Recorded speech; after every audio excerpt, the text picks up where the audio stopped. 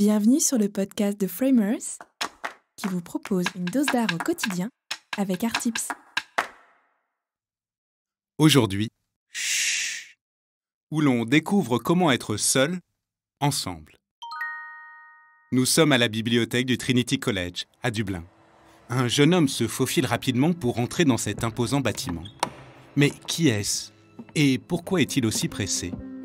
Il s'agit de Thibaut Poirier, un photographe passionné d'architecture et de voyage. Il tient absolument à immortaliser le lieu maintenant, quand il est encore désert et silencieux. Depuis plusieurs mois, ce globe-trotter parcourt différents pays, armé de son appareil. Ses cibles sont toujours les mêmes, les plus belles bibliothèques du monde. Et Poirier veut à tout prix les immortaliser sans leurs visiteurs.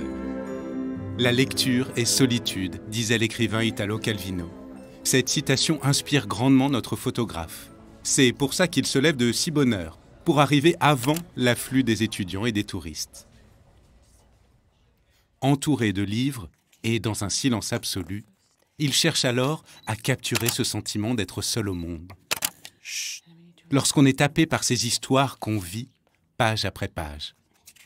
C'est ce contraste entre un voyage intérieur et un lieu partagé qui le fascine. Bien que des foules entières s'y rassemblent, les bibliothèques offrent finalement des expériences solitaires.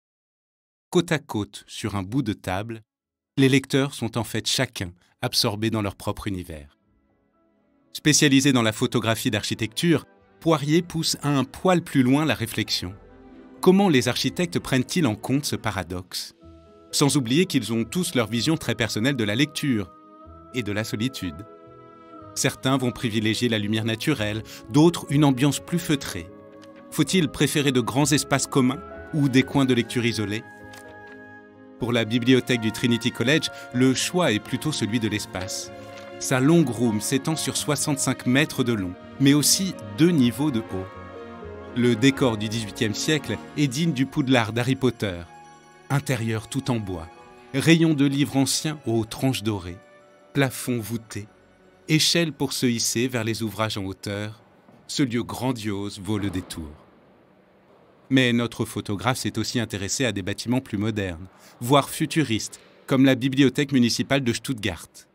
Matériaux blancs et lumineux, lignes épurées, formes carrées, rayonnage aéré sur 5 étages, c'est un tout autre style, mais la même force dans le cliché. Et c'est aussi cette diversité qui transparaît dans les photos de Poirier.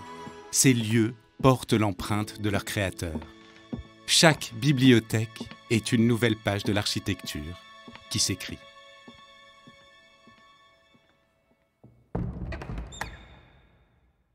Cette histoire vous a plu ? Découvrez tous les mois de nouveaux décryptages d'œuvres en vous rendant sur samsung.com dans la rubrique The Framers et profitez de plus de 1400 œuvres disponibles en vous abonnant à l'Art Store.